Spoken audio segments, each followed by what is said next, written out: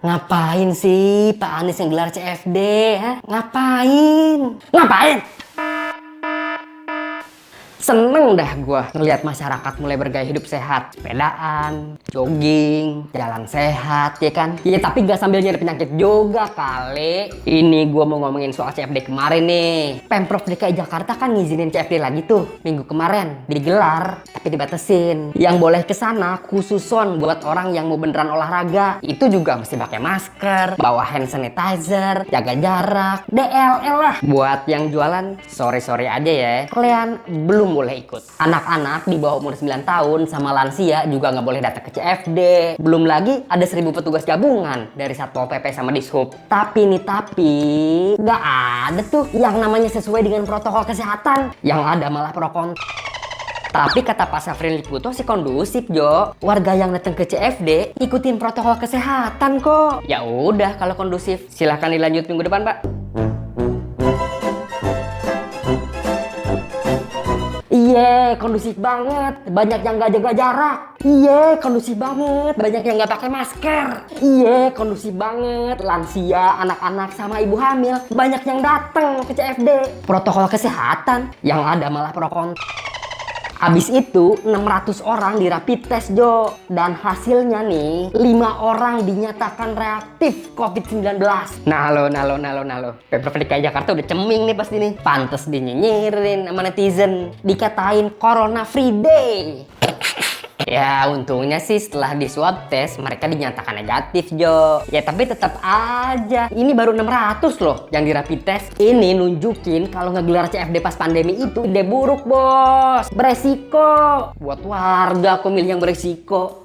Jingan. Kata Pak Riris nih, makin gede kerumunan makin gede juga potensi penularan. Ngerinya nih kata Pak Riris, ntar ada OTG alias orang tanpa gejala yang reaktif corona ikut nimbrung di CFD. Nih Pemprov DKI juga disenggol dikit nih sama pusat. Kata Pak Ahmad Yuryanto nih, protokol kesehatan COVID-19 itu gak bisa dilakuin sepotong-sepotong. Jadi jangan mentang-mentang udah pakai masker nih terus lupa jaga jarak. Kan namanya juga PSBB, Jo. Pembatasan sosial. Lu ngerti nggak artinya pembatasan sosial?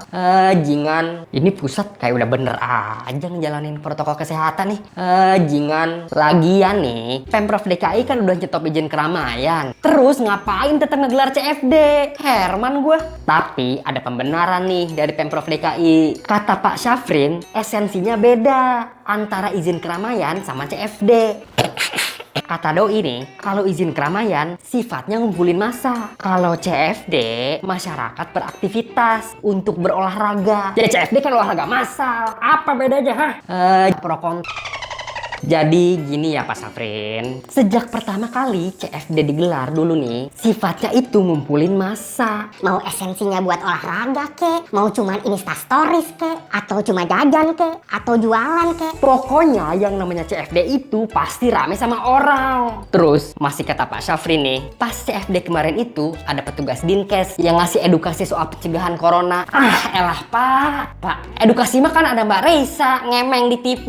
Lagian urgensinya apa dah ngadain CFD pas kondisi kayak gini? Gua bukannya nggak dukung orang-orang yang pengen olahraga. Gua tahu sepedaan sama jogging itu hobi yang positif. Ya tapi ada prioritasnya dong. Kata Pak Toto, CFD nggak layak digelar dalam kondisi kayak gini. Ini yang ngomong udah di dengkotnya gerakan bersepeda loh. Soalnya kata Pak Toto, dalam CFD kerumunan massa nggak bisa dihindarin. Mau ngelarang kang jualan kek, mau nempatin 1.000 petugas kek, yang namanya orang beraktivitas bareng di dalam satu tempat, ya pasti berkerumun lah. Ketahuan cerasnya. Parahnya lagi nih, masih kata Pak Toto nih, kan banyak masyarakat yang udah lama nggak olahraga di luar ruangan nih. Nah, sekalinya dikasih kesempatan, ya pada ngumpul lah, bersosialisasi satu sama lain. Itu bikin potensi penularan corona makin naik. Seneng lagi dah si corona, dikasih panggung, Jo. Untungnya nih, Pak Anies katanya mau evaluasi CFD kemarin. Kata doi, Pemprov DKI lagi ngumpulin data. Baru dah tuh ntar diputusin, mau CFD kayak kemarin lagi, atau dikasih pendekatan lain.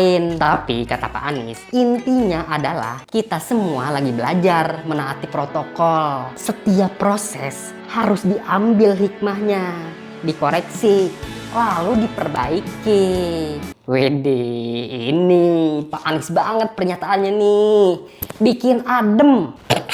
Tapi maaf aja nih Pak. Kalau menurut saya sih hikmahnya dari CFD kemarin adalah masyarakat kita belum siap. Jadi meskipun positivity rate COVID-19 di Jakarta udah turun, alangkah lebih baiknya kalau tetap ngikutin protokol kesehatan. Kan Bapak sendiri yang pernah bilang kita harus tetap waspada. Ngelonggarin PSBB buat sektor-sektor yang urgen aja lah. Itu pun harus spesifik, diawasin tiap tempat. Lagian kebiasaan dah, udah kejadian kayak gini aja baru evaluasi lu. Gue yang bukan gubernur aja paham bakal kejadian kayak gini. Ngapain sih Pak Anies yang gelar CFD?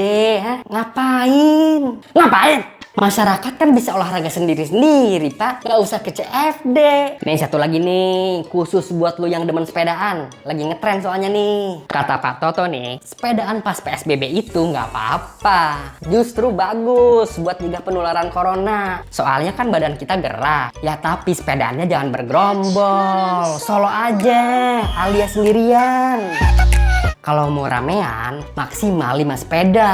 Itu juga jaraknya harus dijaga. Kanan kiri minimal 2 meter. Depan belakang minimal 4 meter. Nyari rutenya juga jangan yang padet, Jok. Abis goes gak usah nongkrong ramean. Syukur-syukur kalau lu bisa goes buat keperluan harian, kayak buat ke kantor. Jadi bukan cuma buat pencitraan doang di stories. Sama satu lagi nih, pesan Pak Toto buat pemerintah. Jangan bikin kebijakan yang sifatnya menyenangkan masyarakat buat sementara. Kan lu tahu sendiri kelakuan masyarakat kita gimana. Masih banyak pro kontra alias kopidiot.